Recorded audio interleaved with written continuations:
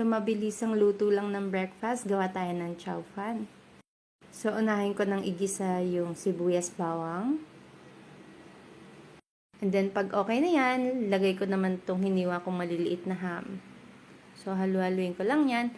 And i-add ko naman tong mixed veggies. So, carrots, green peas, at corn lang yan. So, halu-haluin ko lang.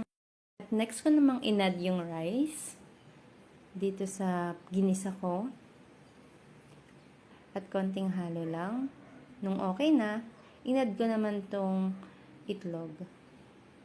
So, ganyan talaga mag-fried rice. Sinuhuli ko yung itlog para kumapit na rin yung kulay na yellow sa rice. And add ko naman tong fan chow para malasang malasa yung fried rice. So, konting halo na lang yan and okay na yan. So, napakasarap.